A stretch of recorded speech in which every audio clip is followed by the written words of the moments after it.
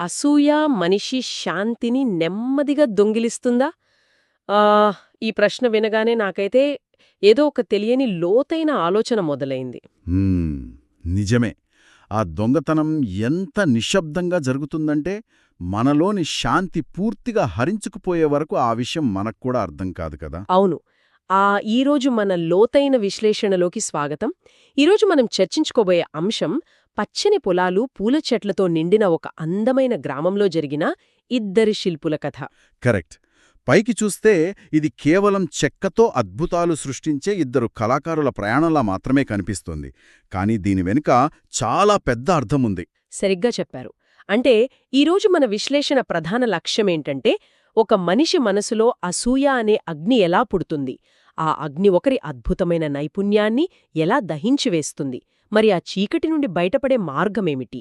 ఈ కథ ద్వారా మనం ఈ విషయాలను చాలా లోతుగా అన్వేషించబోతున్నాం. ఆహ్! ఇక్కడింకో విషయం మనం గమనిస్తే, ఈ కథలోని ఇతివృత్తం కేవలం ఆ ఇద్దరు శిల్పులది మాత్రమే కాదు. మనందరి అంతరంగంలో నిరంతరం జరిగే ఒక మానసిక సంఘర్షణకు ఇది అద్భుతమైన అద్దం పడుతుందని చెప్పొచ్చు. నిజమే. ప్రతి మనిషిలోనూ విజయాల కోసం ఆరాటపడే ఆ యువశిల్పి ఖచ్చితంగా ఉంటాడు.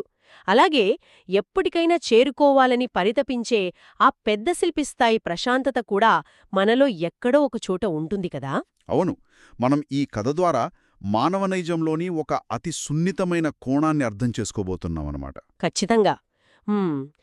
ముందుగా ఈ కథ నేపథ్యాన్ని చూస్తే ఆ ఊర్లో ఇద్దరు శిల్పులు ఉండేవారు. వాళ్ళ నైపుణ్యాన్ని చుట్టుపక్కల ఊర్లవారు కూడా ఎంతో గొప్పగా గుర్తించేవారు. ఆ, అందులో ఒకరు వయసులో పెద్దవారు. ఆయన చాలా శాంత స్వభావుడు. కరెక్ట్.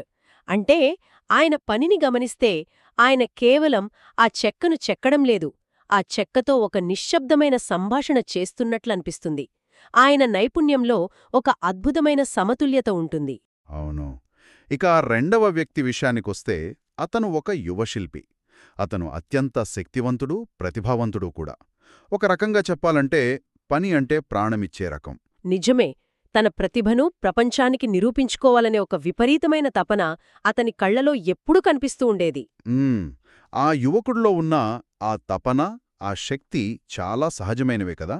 అంటే ఏ రంగంలోనైనా పైకి రావాలి, తనకంటూ ఒక ప్రత్యేకమైన గుర్తింపు తెచ్చుకోవాలి అనుకోవడం మానవ సహజం. అవును. వాస్తవానికి మొదట్లో ఆ యువకుడు ఆ పెద్ద శిల్పిని ఎంతో గౌరవించాడు కదా. ఆయన నుంచి నేర్చుకోవాలి, ఆయనలా గొప్ప కళాకారుడు కావాలి అని మనస్ఫూర్తిగా ఆరాధించాడు. కరెక్ట్. ఇలాంటి ఆరాధన ఒక విద్యార్థికి ఉండాల్సిన అత్యుత్తమ లక్షణమని చెప్పాలి. కాని సరిగ్గా ఈ ఆరాధన దశలోనే ఒక సూక్ష్మమైన మార్పు మొదలవుతుంది. అంటే ఆ ఆరాధన నెమ్మదిగా అసూయగా ఎలా మారిందో మనం ఇక్కడ గమనించాలి. ఆ, అవును. గ్రామస్తులు ఆ పెద్ద శిల్పి పనిని చూసి అతని చేతుల్లో కరుణ ఉంది అని మనసారా పొగిడినప్పుడల్లా అబ్బా! ఆ పొగడ్తల విన్నప్పుడల్లా ఆ యువకుడి మనస్సులో ఒక చీకటి కదలడం మొదలైంది. అవును, ఆ పొగడ్తలు అతనికి విమర్శలుగా వినిపించేవి. కరెక్ట్. అంటే అతని చేతుల్లో కరుణ ఉంది అంటే నాలో లేదన్న మాటేనా? నా శ్రమకు, నా శక్తికి గుర్తింపు లేదా అని తనను తాను ప్రశ్నించుకోవడం మొదలుపెట్టాడు.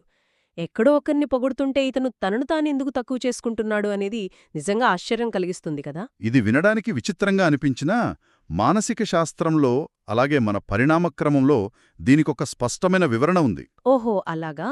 అంటే సైకలాజికల్గా దీనికొక రీజన్ ఉందంటారా? ఖచ్చితంగా ఉంది. ప్రాచీన కాలంలో మనం చూస్తే మనుషులు చిన్న చిన్న సమూహాలుగా జీవించేవారు. ఆ సమూహంలో ఎవరికైతే ఎక్కువ గుర్తింపుంటుందో వారికి ఎక్కువ వనరులు, రక్షణ దొరికేవి. అర్థమవుతోంది. సో వేరొకరికి ప్రశంసలు దక్కడమంటే మన మనుగడకు ముప్పు వాటిల్లినట్లే అని మన ప్రాచీన మెదడు భావించేది. ఆ యువకుడి మెదడు కూడా సరిగ్గా అదే భ్రమాత్మకమైన ప్రమాదాన్ని పసిగట్టింది. వావ్! అంటే విజయాలను ఒక పరిమితమైన వనరులాగా చూడటం వల్ల ఈ సమస్య వస్తోందన్నమాట. కరెక్ట్. దాన్ని మనం ఒకే ఒక ఆహారమున్న పళ్ళెం అనుకుంటే పక్కవాడికి అందులోంచి సగం తక్కితే ఇక నాకు మిగిలేదేమీ లేదు అన్న ఒక అభద్రతాభావం మనలో మొదలవుతుంది. అబ్బా! ఎంత బాగా చెప్పారో! అందుకే ఆ యువకుడు నేర్చుకోవడం ఆపేసి ఎప్పుడైతే కొలవడం మొదలుపెట్టాడో ఇతరుల విజయం అతనికి తన ఓటమిలా కనిపించడం ప్రారంభమైంది కదా. అవును. తన చేతుల్లో ఉన్న ఉలిమీద దృష్టి పెట్టాల్సిన వాడు పక్కవాడికి ఎంత ప్రశంస వస్తుంది అని లెక్కలు వేయడం మొదలుపెట్టాడు. ఈ ఫీలింగ్ ఒక ప్రతిభను ఎలా నీరుగారుస్తుందో ఇక్కడే మనకర్థమవుతోంది. మ్మ్. ఈ అంతర్గత సంఘర్షణ ఒక శిఖరాగ్రానికి చేరుకునే ఘట్టం ఈ కథలో అత్యంత కీలకమనిపిస్తుంది నాకు. ఆ అదే దేవాలయపు తలుపు ఘట్టం గదా. కరెక్ట్. గ్రామంలో దేవాలయానికి ఒక గొప్ప కలపతలుపు చేయాలని నిర్ణయం తీసుకుంటారు. అది మామూలు పని కాదు. ఊరు మొత్తానికి సంబంధించిన ఎంతో గొప్ప గౌరవం. అవును. ఆ అవకాశం తనకే దక్కుతుందని ఆ యువశిల్పి ఎంతో ఆశపడ్డాడు. ఇదే నా సత్తా ఏంటో అందరికి నిరూపించే సమయం అని ఎన్నో కలలు కన్నాడు. కాని ఆ బాధ్యతను గ్రామస్థులు పెద్ద శిల్పికే అప్పగించారు. ఆ ఒక్క నిర్ణయంతో ఆ యువకుడి ప్రపంచం కుప్పకూలిపోయినట్లనిపించుంటుంది. నిజమే కదా. ఒక పక్క ఊరంతా ఆ నిర్ణయాన్ని ఒక పండుగలా జరుపుకుంటోంది. పెద్ద శిల్పి ఎప్పటిలాగే వినమ్రంగా ఆ బాధ్యతను స్వీకరిస్తున్నాడు. కాని ఆ యువకుడి లోపల మాత్రం అసూయ ఒక అగ్నిలా ఎగిసిపడింది. అవును, నేను ఎంతో కష్టపడ్డాను, నాకే ఆ అర్హత ఉంది అని అతని మనసు నిరంతరం ఘోషించడం మొదలుపెట్టింది. ఆ అసూయ ఎంత తీవ్రంగా ఉందంటే అది అతని శారీరక మానసిక సమతుల్యతను దారుణంగా దెబ్బతీసింది. ఆ రాత్రి అతనికి నిద్రపట్టలేదు, ఆహారం కూడా రుచించలేదు. కనీసం పగలు తన పనిమీద మనస్సు కూడా నిలపలేకపోయాడు.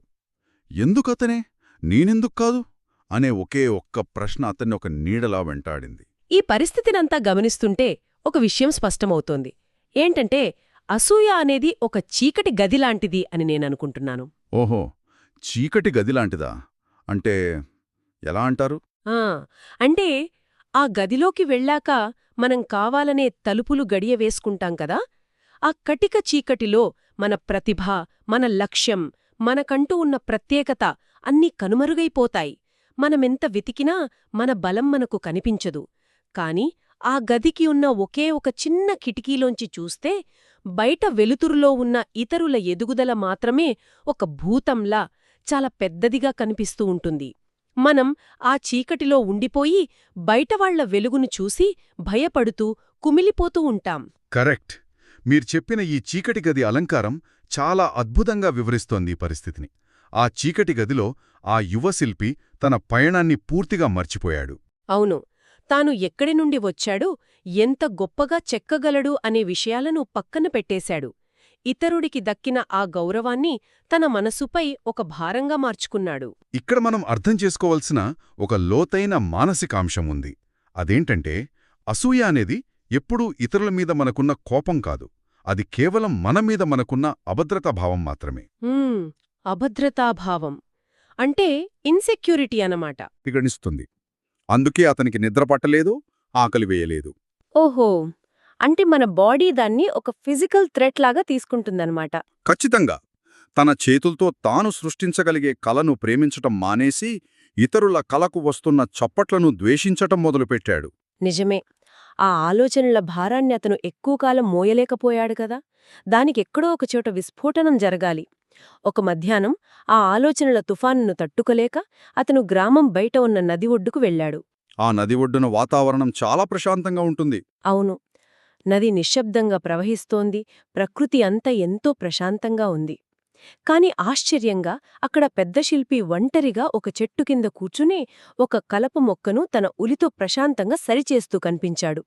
అది చూసి ఆ యువకుడు వెనక్కి తిరిగి వెళ్ళిపోవాలని అనుకుంటాడు. కాని ఆ పెద్దవాడు అతన్ని గమనిస్తాడు గదా. ఆయన కళ్ళలో ఎలాంటి కోపమూ లేదు. చాలా మృదువుగా నవ్వి, నీ మనసు భారంగా కనిపిస్తోంది అని అడుగుతాడు. ఆ ఒక్క మాటతో యువకుడిలో కట్టలు తెంచుకున్న భావోద్వేగాలన్నీ ఒకేసారి బయటకొస్తాయి. చాలాసేపు మౌనంగా ఉన్న యువకుడు ఒక్కసారిగా బద్దలవుతాడు. అవును, తన లోపలి బాధనంతా కక్కేస్తాడు. నేను నా ప్రాణం పెట్టి పనిచేశాను, నా శక్తి మేరకు శ్రమించాను. కాని ప్రజలు నిన్ను చూసినప్పుడు మహత్వాన్ని చూస్తారు, నన్ను చూసినప్పుడు కేవలం శ్రమనే చూస్తారు అని అంటాడు కదా. ఆ మాటల్లో ఎంత బాధ ఉందో చూడండి. నీ విజయాన్ని చూసి సంతోషపడాలని నేను నా మనసుని ఎంత బలవంత పెట్టినా నా శాంతి నాశనమైపోతుంది అని కుమిలిపోతూ చెబుతాడు. అవును. ఈ సన్నివేశంలో పెద్ద శిల్పి స్థానంలో వేరెవరైనా ఉంటే ఎలా రియాక్ట్ అయ్యేవారో ఒకసారి ఆలోచించండి. ఒక కుర్రాడు వచ్చి ఇలా తన అసూయను బయటపెడితే ఖచ్చితంగా కోపగించుకునేవారు. నామీద అసూయపడతావా అని అహంకారంతో మాట్లాడేవారు. కరెక్ట్. కాని అతను కోపపడలేదు. నిశ్శబ్దంగా ఆ యువకుడి వేదన్ను విన్నాడు. ఎందుకంటే ఆ పెద్ద శిల్పి తనను తాను ప్రపంచాన్ని నిరూపించుకోవాల్సిన అవసరం లేని ఒక ఉన్నతమైన మానసిక స్థితిలో ఉన్నాడు. అబ్బా! ఎంత గొప్ప పాయింట్